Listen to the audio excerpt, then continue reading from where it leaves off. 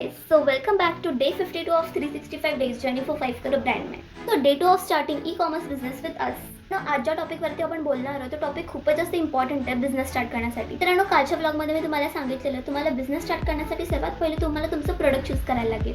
जसं की मित्रांनो, आमच्याकडे हँडवॉश, फ्लोर क्लीनर, पेट शॅम्पू असे डिफरंट कॅटेगरीजच्या प्रोडक्टमधनं तुम्हाला कुठला तरी एक प्रोडक्ट चूज करायचं बिझनेस स्टार्ट. मित्रांनो, जेव्हा तुमचा प्रोडक्ट सिलेक्ट झालेला असेल आणि तुम्ही जेव्हा तुमचा प्रोडक्ट ई-कॉमर्सच्या प्लॅटफॉर्मवरती टाकाल, तुम्हाला ही गोष्ट लक्षात ठेवायची की तुमचा प्रोडक्ट नॉन रिटर्नेबल कॅटेगरीमध्ये यायला पाहिजे. मित्रांनो, ई-कॉमर्स हा एक असा प्लॅटफॉर्म आहे जेव्हा तुम्ही त्याला नीट समजाल तर तो तुम्हाला खूप जास्त प्रॉफिट देईल आणि जर तुम्ही त्याला नीट नाही समजलं तर तुम्हाला खूप सारा लॉस सुद्धा बेअर करायला लागेल. तुम्ही हा वाला फॉर्मॅट जर फॉलो केला तर तुमचा बिझनेस स्लोली खूप चांगला ग्रो करेल. मित्रांनो, जर तुमचा प्रोडक्ट नॉन रिटर्नेबल कॅटेगरीमध्ये नसेल तर तुम्हाला थोडाफार नुकसान बेअर करायला लागेल आणि तेच जर तुमचा प्रोडक्ट नॉन रिटर्नेबल कॅटेगरीमध्ये आहे तर तुम्हाला बिलकुल पण नुकसान होणार, उलट तुम्हाला खूप जास्त फायदा होईल. गोष्टींवरती खूप नीट लक्ष द्या आणि आय होप मी तुम्हाला जो रिटर्नवाला कॉन्सेप्ट सांगितला तुम्हाला नीट समजला असेल.